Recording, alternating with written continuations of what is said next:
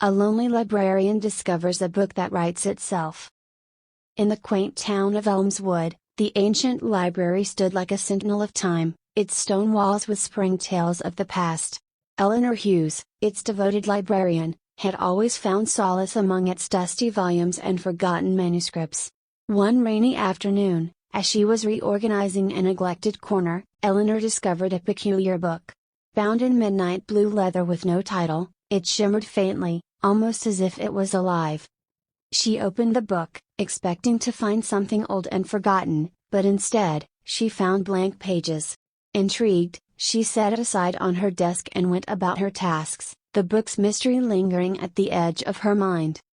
The following morning, Eleanor was astonished to see the book open on her desk, words appearing on the blank pages as if written by an invisible hand.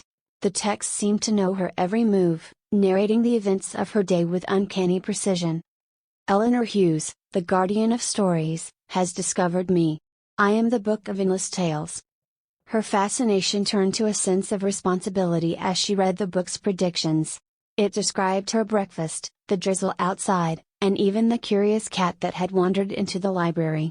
It seemed to possess a magical awareness, documenting her life in real time. The more Eleanor read, the more she realized the book's potential.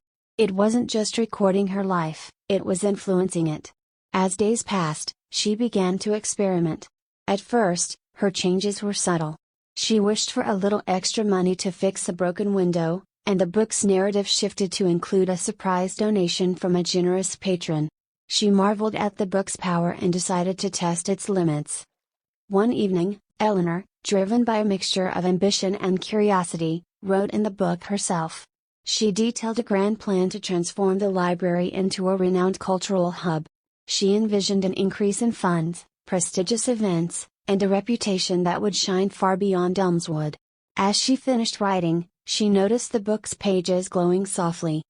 The next day, things began to shift. The book's narrative outlined the success of her plans. Donations poured in, famous authors agreed to speak, and the library's reputation grew. But as the changes unfolded, Eleanor's joy turned to unease. With every step of her grand design, unforeseen consequences arose. The influx of donations came with strings attached, donors who expected to dictate how the library was run.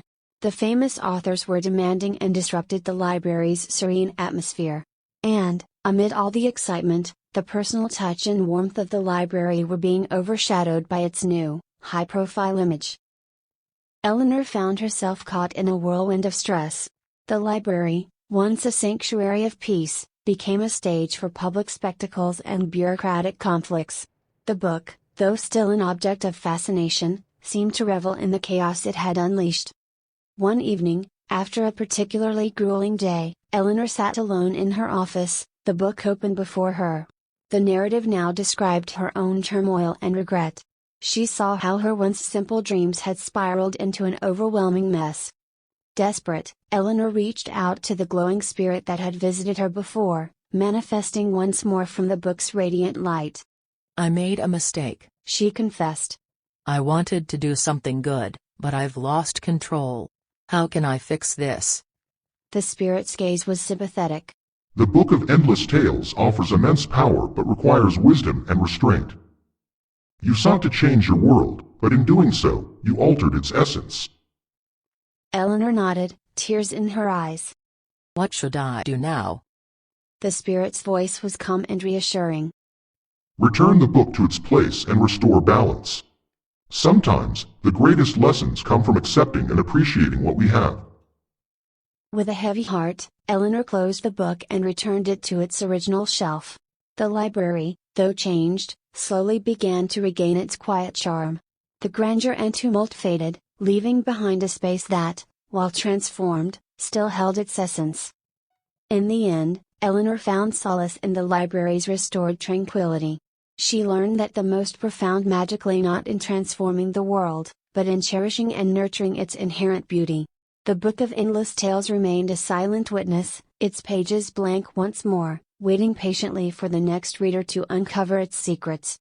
And Eleanor, with renewed understanding, continued her quiet life among the books, knowing that sometimes, The best stories are the ones we live with simplicity and grace. If you enjoyed this story, be sure to like and follow for more. Thank you for watching.